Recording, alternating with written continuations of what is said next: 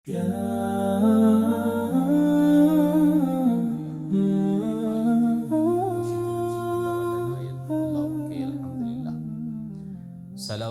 சலாமும் எம்பெருமானார் முஹம்மது முஸ்தபா ஸல்லல்லாஹு அலைஹி வஸல்லம் அவர்கள் மீதும், அவர்களை அடியேற்றி வாழ்கின்ற சஹாபாக்கள், தாபியீன்கள், தாபியீன்கள், மறுமை நாள் வரைக்கும் யாரெல்லாம் அல்லாஹ்வுடைய இந்த தீனின் வளர்ச்சிக்காக உயர்ச்சிக்காக உழைக்கின்றார்களோ, பாடுபடுகின்றார்களோ, அவர்கள் எல்லோர் மீதும் என்றென்றும் உண்டாகட்டும் என்று அல்லாஹ்வை பிரார்த்தித்தவனார். சையதுல் ஐயாம் புனித வெள்ளிக்கிழமை தினம் அல்லாஹ்வுடைய மாளிகையில் ஹுத்பா பிரசங்கத்தை செவிமடுப்பதற்காக ஒன்று கூடியிருக்கின்ற அல்லாஹ்வின் நல்லடியார்களே, அன்பின் சகோதரர்களே, எல்லா சந்தர்ப்பங்களிலும் அல்லாஹ்வை அஞ்சி வாழ்ந்து கொள்ளும்படியும், அவன் எங்களுடைய வாழ்க்கையில் எவற்றையெல்லாம் எடுத்து நடக்கும்படி ஏவியிருக்கிறானோ முடிந்த அளவு அவற்றை எடுத்து நடக்கும்படியும், எந்த விடயங்களை தவிர்ந்து கொள்ளும்படி விலக்கியிருக்கிறானோ முற்றுமுழுதாக அவற்றை தவிர்ந்து கொள்ளும்படியும் முதலில் எனக்கும் அடுத்து உங்களுக்கும் வசியத்து செய்கின்றேன், அன்பு கட்டளையிடுகின்றேன். பெருமதிப்புக்குரிய பெரியோர்களே, அல்லாஹுவின் நல்லடியார்களே, நாம் சஃபர் மாதத்தினுடைய கடைசி பகுதியிலே இருக்கிறோம். இன்று பிறை 27. இன்னும் 2 அல்லது 3 தினங்களில் ரபியுல் அவ்வல் மாதத்தை இன்ஷா அல்லாஹ் அடைய இருக்கின்றோம். ரபியுல் அவ்வல் வசந்த காலம் என்று சொல்வார்கள். வசந்த காலம் என்பது இந்த உலகத்திலே ஒரு பெரும் மாற்றம் ஏற்படுகின்ற காலம். தாவரங்கள் எல்லாம் இலை உதிர்ந்திருந்த நிலையிலிருந்து மாறி இலைகள் துளிர்க்க ஆரம்பித்து செழிப்பாக இருக்கின்ற காலம் வசந்த காலம், பூத்து குலுங்குகின்ற காலம். இந்த உலகம் இருளிலே மூழ்கி இருந்த சந்தர்ப்பத்தில் ஆன்மீக ரீதியாகவும் பண்பாட்டு ரீதியாகவும் வறண்டு போயிருந்த சூழலில் அல்லாஹ் தஆலா இந்த உலகத்திற்கு ஒரு எழுச்சியாக, இந்த உலகத்தை செழிப்பூட்டுவதற்காக, ஆன்மீக ரீதியாகவும் பண்பாட்டு ரீதியாகவும் இந்த உலகத்தை சிறந்த ஒரு நிலைக்கு கொண்டு வருவதற்காக அவனுடைய தூதரை அனுப்பிய மாதம் இந்த ரபியுல் அவ்வல் மாதம். அந்த ரபியுல் அவ்வல் மாதம் பெருமானார் ஸல்லல்லாஹு அலைஹி வஸல்லம் அவர்கள் பிறந்து இந்த உலகத்திலே ஒரு பெரும் புரட்சியை, ஒரு பெரும் மாற்றத்தை 23 வருட காலங்களுக்குள்ளே ஏற்படுத்திய ஒரு பெரும் புரட்சிக்கு வித்திட்ட மாதம்தான் ரபியுல் அவ்வல் மாதம். இன்ஷா அல்லாஹ் இன்னும் ஓரிரு தினங்களிலே நாங்கள் அந்த மாதத்தை சந்திக்க இருக்கிறோம். அன்புக்குரிய பெரியோர்களே, சகோதரர்களே, ரபியுல் அவ்வல் மாதம் வந்துவிட்டால் பெருமானார் ஸல்லல்லாஹு அலைஹி வஸல்லம் அவர்களை பற்றி ஞாபகமூட்டுவது, அவர்களுடைய வரலாறுகளை பற்றி பேசுவது எங்களுடைய வழக்கமாக இருக்கிறது. அது உலகளாவிய வழக்கமும் கூட. நாங்களும் அந்த மாதத்தை பயன்படுத்தி ரசூல் ஸல்லல்லாஹு அலைஹி வஸல்லம் அவர்கள் வெறுமனே ரபியுல் அவ்வல் மாதத்தில் மாத்திரம் ஞாபகப்படுத்தப்படக்கூடியவர்கள் அல்ல. ஆனாலும் அந்த மாதத்தை நாம் பயன்படுத்தி இந்த உலகத்திற்கு அவர்கள் எப்படிப்பட்டவர்கள், எத்தகைய தூதை இந்த உலகத்துக்கு அவர்கள் கொண்டு வந்தவர்கள், முழு உலகத்துக்கும் ரஹ்மத்தாக ஸல்லல்லாஹு அலைஹி வஸல்லம் அவர்கள் எப்படி அனுப்பப்பட்டார்கள் என்கின்ற செய்தியை சொல்ல வேண்டிய பொறுப்பு உங்களுக்கும் எனக்கும் இருக்கிறது. ரஹ்மத்துன் லில் ஆலமீன், முஸ்லிம்களுக்கு மாத்திரமல்ல முழு மனித சமூகத்துக்கும் ஸல்லல்லாஹு அலைஹி வஸல்லம் அவர்கள் எப்படி ரஹ்மத்தாக, அருளாக அவர்கள் வந்து இந்த உலகத்திலே ஒரு பெரும் மாற்றத்தை ஏற்படுத்தினார்கள். அவர்களுடைய தூதினுடைய தேவை இன்று எந்தளவு தூரம் இந்த உலகத்துக்கு தேவைப்படுகின்றது என்பதை பற்றிய ஒரு அறைகூவல் விடுக்க வேண்டிய வரலாற்று காலகட்டத்திலே நானும் நீங்களும் வாழ்ந்து கொண்டிருக்கிறோம். அன்புக்குரிய பெரியோர்களே, சகோதரர்களே, பெருமானார் ஸல்லல்லாஹு அலைஹி வஸல்லம் அவர்கள் மீது எங்களுக்கு இருக்கின்ற மிகப்பெரிய ஒரு பொறுப்பும் கடமையும் அவர்களை எங்களுடைய உயிரை விட நாங்கள் நேசிப்பது என்பது. அவர்களை எங்களுடைய எல்லாவற்றையும் விட விருப்பத்துக்குரியவராக, அன்புக்கும் நேசத்துக்கும் உரியவராக நாம் கருதுவது, அதுதான் எங்கள் மீது இருக்கின்ற மிகப்பெரிய பாரிய பொறுப்பாக இருக்கிறது.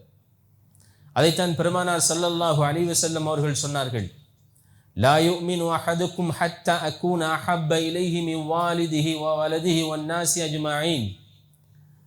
நீங்கள் உங்களை விட, உங்களுடைய பெற்றோர்களை விட, உலகத்திலே இருக்கின்ற எல்லாவற்றையும் விட என்னை நீங்கள் நேசிக்கவில்லை என்றால், நான் உங்களுக்கு அன்புக்குரியவனாக மாறவில்லை என்றிருந்தால் உங்களுடைய ஈமான் பலவீனமானது, நீங்கள் உண்மையான ஈமான் கொண்டவர்களாக முடியாது என்று பெருமானார் ஸல்லல்லாஹு அலைஹி வஸல்லம் அவர்கள் சொன்னார்.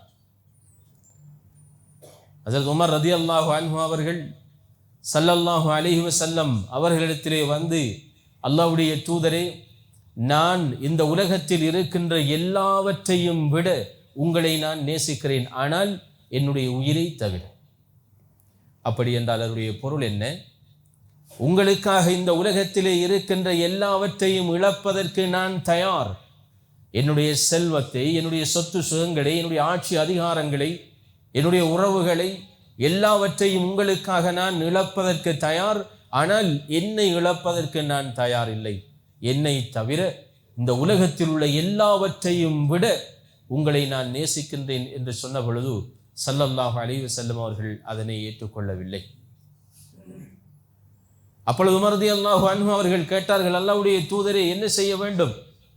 உமர், உங்களை விடவும் உங்களுடைய உயிரை விடவும் நீங்கள் என்னை நேசிக்க வேண்டும் என்று சொன்ன பொழுது உமர் ரலியல்லாஹு அன்ஹு அவர்கள் ஒரு வினாடி கூட சிந்திக்கவில்லை, அதனை மறுபரிசீலனை செய்யவில்லை, உடனடியாக ஏற்றுக்கொண்டார்கள். அல்லாஹ்வுடைய தூதரே, என்னுடைய உயிரை விடவும் மேலாக உங்களை நான் நேசிக்கின்றேன் என்று சொன்ன பொழுது அப்பொழுதுதான் பெருமானார் ஸல்லல்லாஹு அலைஹி வஸல்லம் அவர்கள், அல் ஆன யா உமர், உமர், இப்பொழுதுதான் நீங்கள் பரிபூரணமான ஈமான் கொண்டவர்கள் என்று பெருமானார் ஸல்லல்லாஹு அலைஹி வஸல்லம் அவர்கள் சொன்னார். அன்புக்குரிய பெரியோர்களே, சகோதரர்களே, அந்த ஈமானினுடைய வடிவம்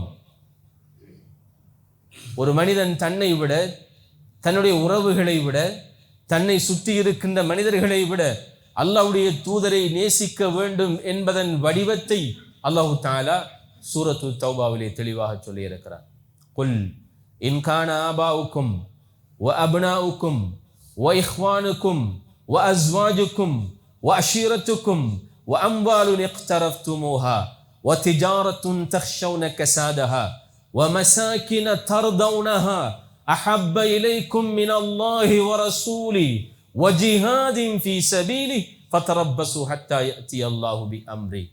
8 விடயங்களை சொல்லி அல்லாஹ்வையும் அவருடைய தூதரையும் நேசிப்பதோடு தொடர்புபடுத்தி சொல்கிறார். நபியே, நீங்கள் சொல்லுங்கள் இந்த மக்களுக்கு, உங்களுடைய பெற்றோர்கள், உங்களுடைய பிள்ளைகள், உங்களுடைய சகோதரங்கள், உங்களுடைய வாழ்க்கை துணைகள், உங்களுடைய குடும்ப உறவினர்கள், அதே போன்று நீங்கள் சேர்த்து வைத்திருக்கின்ற செல்வங்கள், நீங்கள் பயந்து பயந்து நஷ்டம் ஏற்பட்டு விடுமோ என்று பயந்து செய்கின்ற வியாபாரம், நீங்கள் விரும்பி கட்டியிருக்கின்ற உங்களுடைய வீடுகள், இவைகளெல்லாம் அல்லாஹ்வை விட, அவனது ரசூலை விட, அவனது பாதையில் போராடுவதை விட உங்களுக்கு விருப்பத்துக்குரியதாக இருக்குமாக இருந்தால் அல்லாஹ்வுடைய தண்டனையை நீங்கள் எதிர்பாருங்கள் என்று அல்லாஹ் அல் குர்ஆனிலே சொல்கிறார்.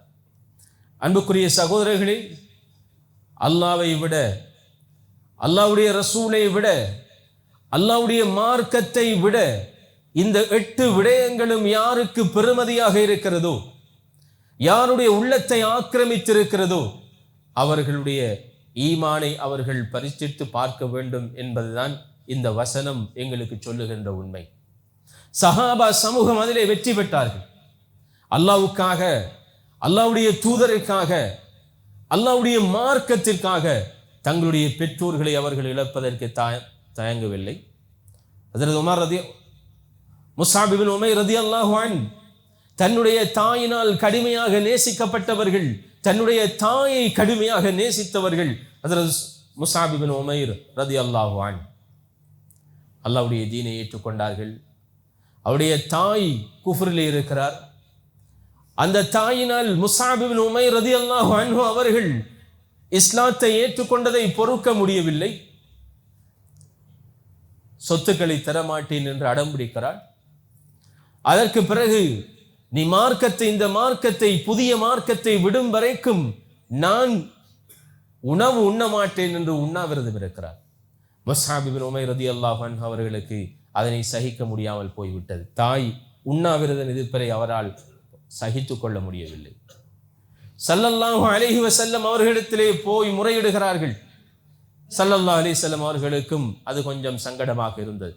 அப்பொழுது அல்லாஹ் குர்ஆனிலே ஒரு வசனத்தை இறக்குகிறார்.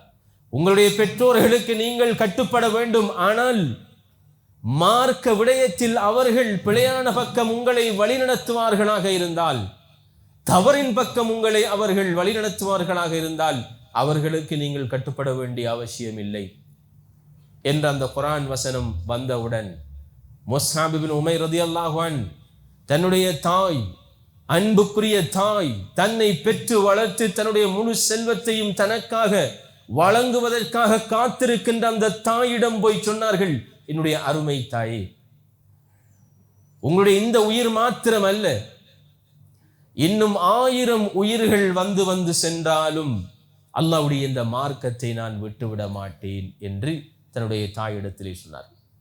இதுதான் இந்த ஈமானுடைய வெளிப்பாடு.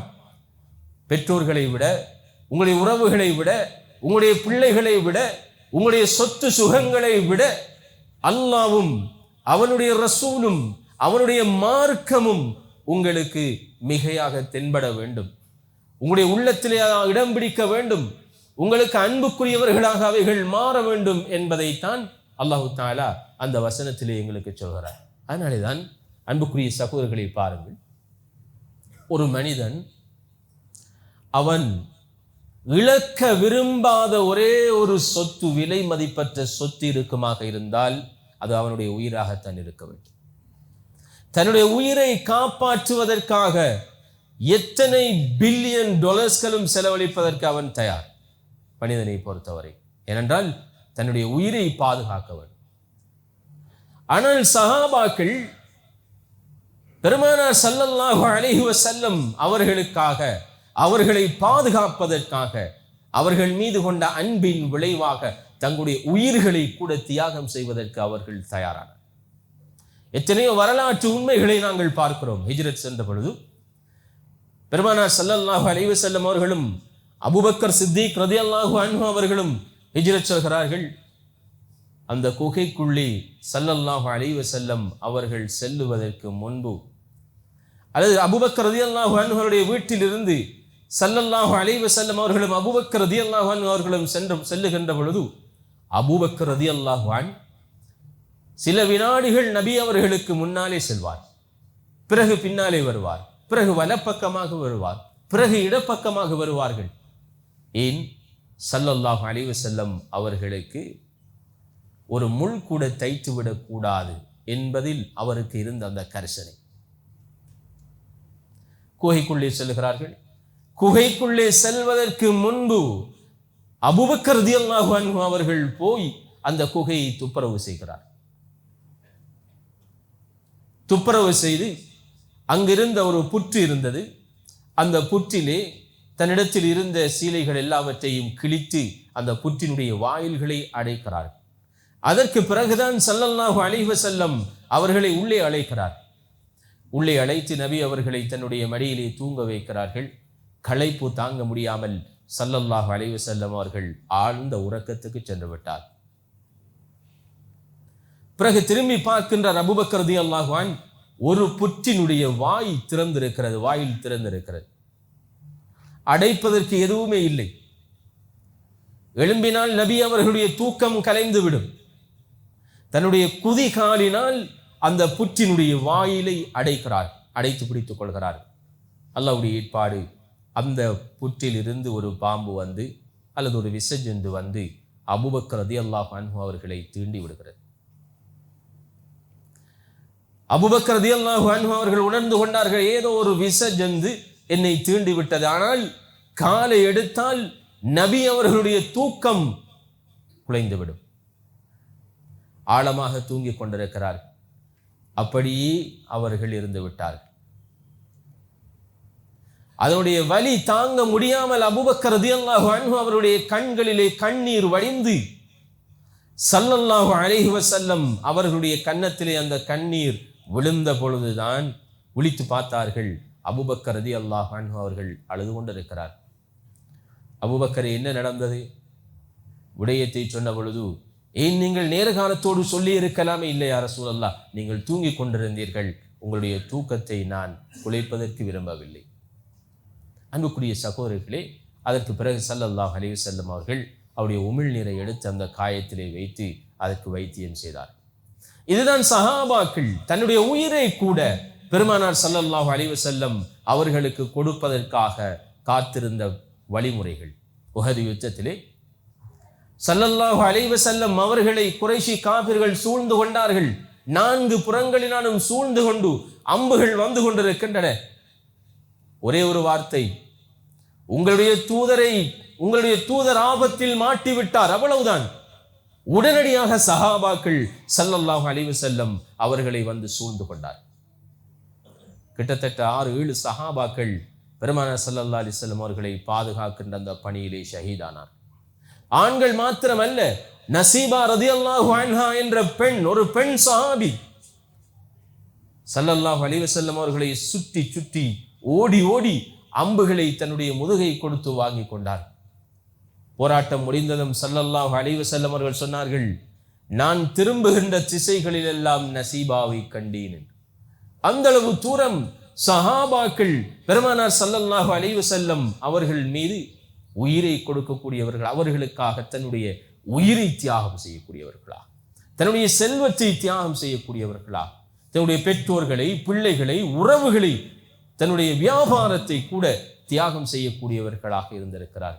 அன்புக்குரிய சகோதரர்களே, பெருமானார் ஸல்லல்லாஹு அலைஹி வஸல்லம் அவர்கள் மீது நான் அன்பு வைக்கின்றேன் என்பது வார்த்தை அளவில் இருந்துவிடக் கூடாது, அது செயல் வடிவம் பெற வேண்டும் என்பதுதான் இஸ்லாம் எங்களிடத்திலே எதிர்பார்க்கின்ற விடயம். அப்படி என்றால் என்னென்ன வடிவங்களில் பெருமானார் ஸல்லல்லாஹு அலைஹி வஸல்லம் அவர்கள் மீது எங்களுடைய அன்பு வெளிப்பட வேண்டும்? சகோதரர்களே, எதற்காக நாங்கள் அவர்களை அப்படி நேசிக்க வேண்டும்? நாம் கிட்டத்தட்ட அவர்கள் வாழ்ந்து 1400 வருடங்களுக்கு பின்னால் இருக்கிறோம். எங்களை பற்றி கவலை கொண்டவர்கள் அவர்கள். கடைசி வரை, கடைசி உம்மத்தினுடைய கடைசி மனிதர் வரைக்கும் சுவர்க்கம் செல்ல வேண்டும் என்று ஆதரவு வைத்தவர்கள் அவர்கள். லகத் ஜாஅக்கும் ரசூலும் மின் அன்ஃபுசிக்கும் அஸீஸுன் அலைஹி மா அனித்தும், உங்களிலிருந்து ஒரு தூதர் வந்திருக்கிறார். அவர் எப்படிப்பட்டவர் தெரியுமா? அஸீஸுன் அலைஹி மா அனித்தும், உங்களுக்கு ஏதும் கஷ்டங்கள் வந்துவிட்டால் நீங்கள் கஷ்டப்படுவதை அவரால் சகித்துக் கொள்ள முடியாது. நீங்கள் நோய்வாய்ப்படுவதையோ அல்லது பொருளாதார ரீதியான கஷ்டங்களை படுவதையோ அல்லது வழிகேட்டிலே இருப்பதையோ அவரால் சகித்துக் கொள்ள முடியாது. அஸீஸுன் அலைஹி மா அனித்தும் ஹரீஸுன் அலைக்கும், அவர் எப்பொழுதும் உங்கள் மீது அதீத வேட்கை கொண்டவராக இருக்கிறார். உங்களை பற்றிய அக்கறையிலேயே அவர் இருக்கிறார், உங்களை பற்றிய ஞாபகத்திலேயே அவர் இருக்கிறார். என்னுடைய உம்மத் எப்படி சுவர்க்கம் செல்ல முடியும்? என்னுடைய உம்மத்தில் உள்ள ஒவ்வொரு மனிதர்களும் அல்லாஹ்வுடைய மன்னிப்பை பெற்றவர்களாக மறுமையிலே சுவர்க்கம் செல்ல வேண்டும் என்ற அந்த ஆசை அவருக்கு இருந்தது. ஆனால் அல்லாஹ் சில சந்தர்ப்பங்களில் ஸல்லல்லாஹு அலைஹி வஸல்லம் அவர்களை பார்த்து இப்படி கேட்கின்றார், فَلَعَلَّكَ بَاخِعٌ نَفْسَكَ عَلَى آثَارِهِمْ إِن لَّمْ يُؤْمِنُوا بِهَذَا الْحَدِيثِ أَسَفًا. நபியே, இந்த மக்கள் உங்களுடைய கொள்கையை ஏற்றுக்கொள்ளவில்லை என்பதற்காக உங்களை நீங்களே அழித்துக் கொள்ளப் போகிறீர்களா? உங்களையே நீங்கள் வருத்திக் கொள்ளப் போகின்றீர்களா என்று கேட்கின்ற அளவு பெருமானார் ஸல்லல்லாஹு அலைஹி வஸல்லம் அவர்கள் எங்களை பற்றிய கவலையிலே இருந்தார். எந்த அளவுக்கு எங்கள் மீது அக்கறை கொண்டிருந்தார்கள். லிக்குல்லி நபியின் தஅவத்துல் முஸ்தஜாபா, எல்லா நபிமார்களுக்கும் அல்லாஹ் ஒரு துஆவை கொடுத்திருந்தான். அந்த துஆவை அவர்கள் என்ன கேட்டாலும் அல்லாஹ் அவர்களுக்கு அந்த கேட்பதை கொடுப்பார். ஃபதஅஜ்ஜல குல்லு நபியின் தஅவத்தஹும் எல்லா நபிமார்களும் இந்த உலகத்திலே அந்த துஆவை கேட்டு விட்டார்கள். ஆதம் அலைஹிஸ்ஸலாம் அவருக்கு ஒரு தேவை வந்த பொழுது கேட்டார்கள். இப்ராஹிம் அலைஹிஸ்ஸலாம் அவர்களுக்குரிய தேவையை கேட்டார்கள். நூஹ் அலைஹிஸ்ஸலாம் அவர்களுக்குரிய தேவையை இந்த உலகத்திலே கேட்டுக்கொண்டார்கள். ஆனால் ஃபஹ்தபஅது தஅவதி ஷஃபாஅத்தன் லிஉம்மத்தி யௌமல் கியாமா. ஆனால் ஸல்லல்லாஹு அலைஹி வஸல்லம் அவர்கள் சொல்கிறார்கள், என்னுடைய துஆவை நான் எனக்காக கேட்கவில்லை, என்னுடைய துஆவை நான் எனக்காக பயன்படுத்தவில்லை. ஸல்லல்லாஹு அலைஹி வஸல்லம் அவர்களுக்கு அந்த துஆவை பயன்படுத்துவதற்கு எவ்வளவு சந்தர்ப்பங்கள் கிடைத்தன, ஆனால் அவர்கள் பயன்படுத்தவில்லை. ஃபஹ்தபஅது தஅவதி ஷஃபாஅத்தன் லிஉம்மத்தி யௌமல் கியாமா. அந்த துஆவை என்னுடைய உம்மத்துக்கு நாளை மறுமையில் ஷஃபாஅத் செய்வதற்காக நான் சேமித்து வைத்திருக்கின்றேன் என்று சொன்னார்கள் பெருமானார் ஸல்லல்லாஹு அலைஹி வஸல்லம். அன்புக்குரிய சகோதரர்களே, அந்த தூதர் மீது நாங்கள் எவ்வளவு அன்பு செலுத்த வேண்டியவர்களாக இருக்கிறோம். அந்த அன்பினுடைய வெளிப்பாடு, முதலாவது அவர்களை உளப்பூர்வமாக நாங்கள் ஈமான் கொள்ள வேண்டும். ஒன்று. இரண்டாவது, அவர்களை எங்களுடைய வாழ்க்கையின் முன்மாதிரியாக பின்பற்ற வேண்டும். வாழ்க்கையின் அனைத்து கட்டங்களில் அவர்களை நாம் பின்பற்ற வேண்டும். ஒரு சில விடயங்களில் மாத்திரமல்ல, அல்லது எனக்கு தோதான விடயங்களில் மாத்திரமல்ல, வாழ்க்கையில் முழுமையாக பெருமானார் ஸல்லல்லாஹு அலைஹி வஸல்லம் அவர்களை நாங்கள் பின்பற்றுவதுதான் ஸல்லல்லாஹு அலைஹி வஸல்லம் அவர்களை நேசிப்பதன் வெளிப்பாடு. இன் குன்தும் துஹிப்பூனல்லாஹ் ஃபத்தபிஊனி யுஹ்பிபுக்குமுல்லாஹ். நீங்கள் அல்லாஹ்வை நேசிப்பவராக இருந்தால் என்னை நீங்கள் பின்பற்றுங்கள், அல்லாஹ் உங்களை நேசிப்பான் என்று அல்லாஹ் குர்ஆனிலே சொல்கின்றார். அன்புக்குரிய சகோதரர்களே, இது ஒரு டெஸ்டிங்.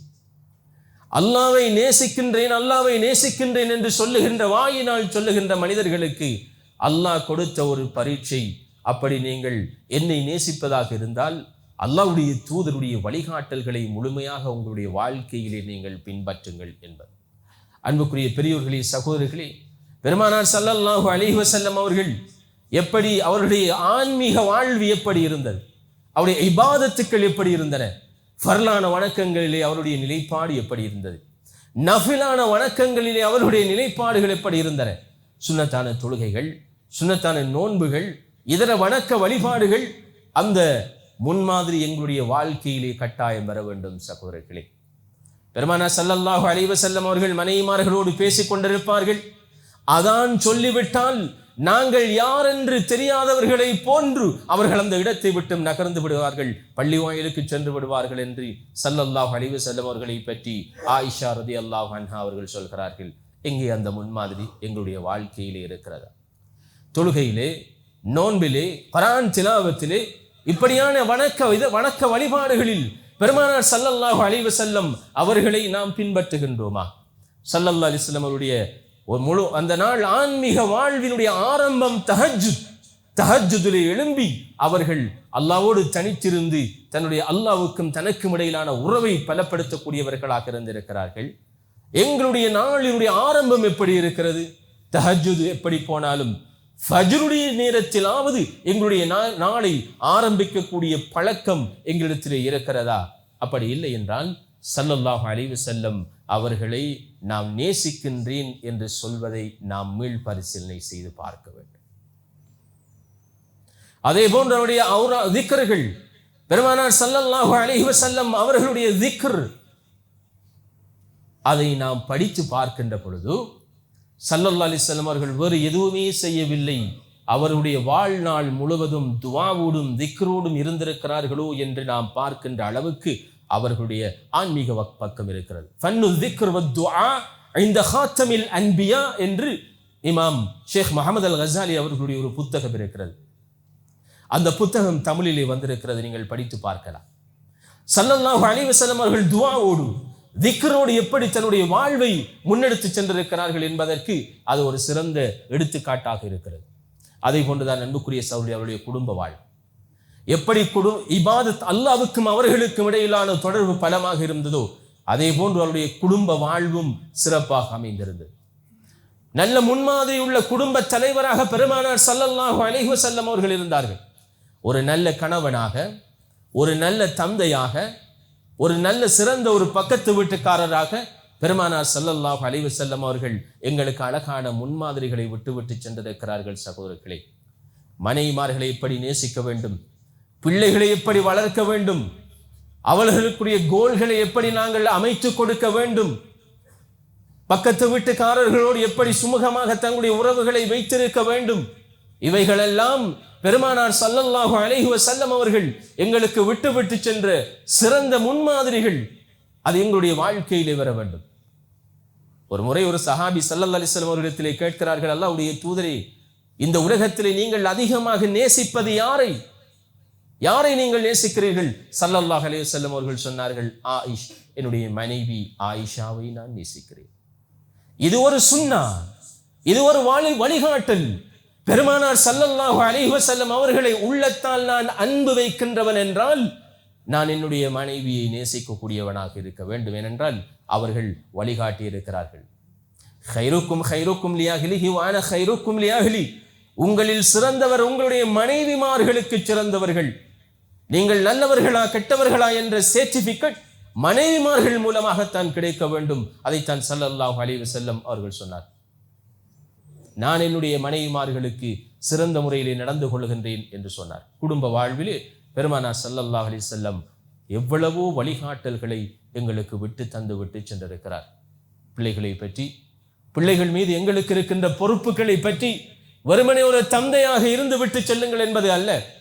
நல்ல ஒரு தந்தையாக நீங்கள் சில வேளை ஒரு வெற்றி பெற்ற வியாபாரியாக இருக்கலாம், வெற்றி பெற்ற ஒரு தொழிலதிபராக இருக்கலாம், வெற்றி பெற்ற ஒரு வைத்தியராக இருக்கலாம், ஒரு அக்கவுண்டனாக இருக்கலாம், ஒரு லோயராக இருக்கலாம், ஒரு ஆலிமாக கூட நீங்கள் இருக்கலாம். ஆனால் நீங்கள் ஒரு வெற்றி பெற்ற தந்தையார், அதை பற்றி நீங்கள் சிந்தித்து பாருங்கள்.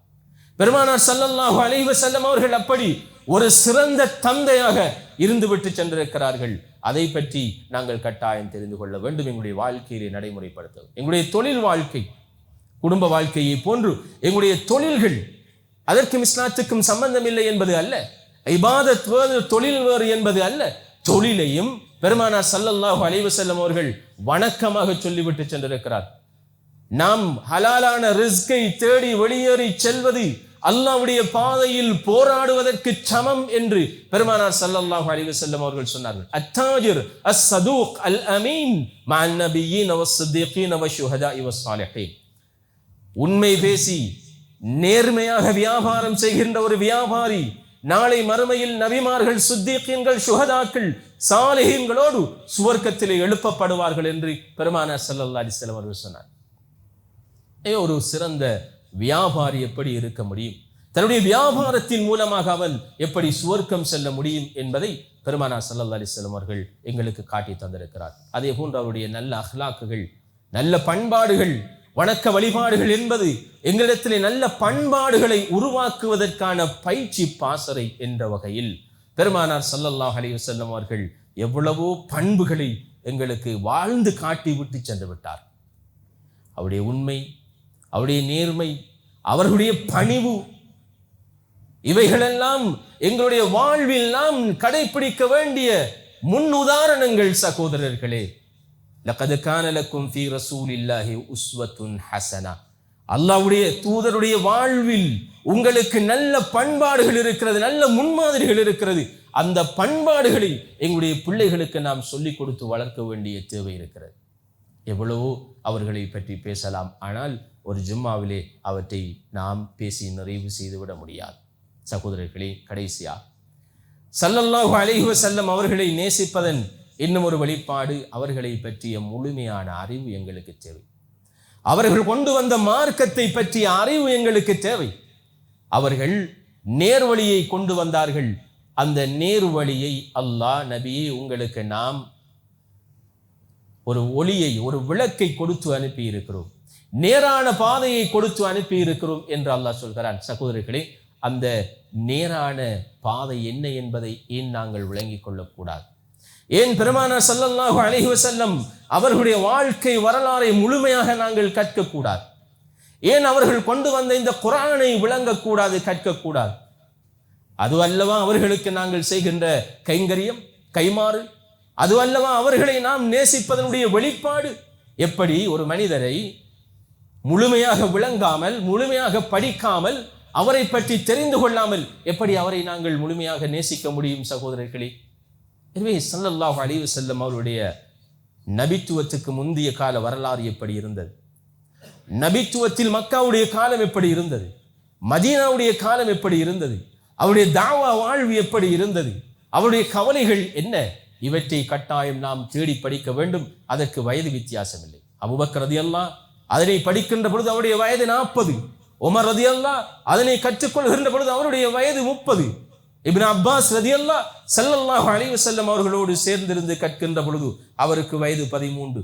அன்புக்குரிய சகோதரர்களே, இப்படி வயது வித்தியாசம் இல்லாமல், ஆண் பெண் வித்தியாசம் இல்லாமல் அல்லாஹ்வுடைய இந்த தீனை, ஸல்லல்லாஹு அலைஹி வஸல்லம் அவருடைய வாழ்க்கை வரலாற்றை கற்றுக்கொள்வதும் அவர்களை நாம் நேசிக்கின்றோம் என்பதற்குரிய வெளிப்பாடுதான். அந்த வகையில் அன்புக்குரிய பெரியோர்களே, சகோதரர்களே, ரபியுல் அவ்வல் மாதத்தை நாம் வினைத்திறன் உள்ளதாக மாற்ற வேண்டுமாக இருந்தால் ஸல்லல்லாஹு அலைஹி வஸல்லம் அவர்களை பற்றி நாம் படிக்க வேண்டும். இந்த மாதத்தில் அதிகமாக விளங்க வேண்டும். எங்களுடைய வீட்டில் அதனை ஒரு பேசு பொருளாக மாற்ற வேண்டும். பிள்ளைகளோடு பேச வேண்டும், மனைவியோடு பேச வேண்டும், நண்பர்களோடு பேச வேண்டும்.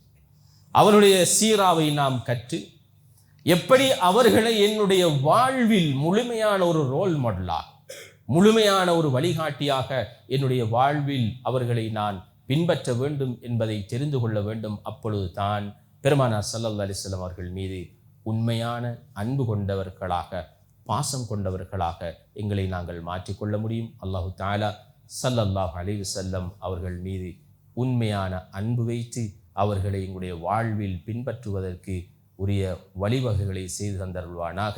யா அல்லாஹ், எங்களுடைய பாவங்களை மன்னிப்பாயாக. எங்களை விட்டு பிரிந்த கபருடைய கபர்களை சுவர்க்கத்தின் பூஞ்சோலைகளாக மாற்றுவாயாக. நரகத்தின் படுகொலியை விட்டும் பாதுகாப்பாயாக. ஆமீன், ஆமீன் யா ரப்பல்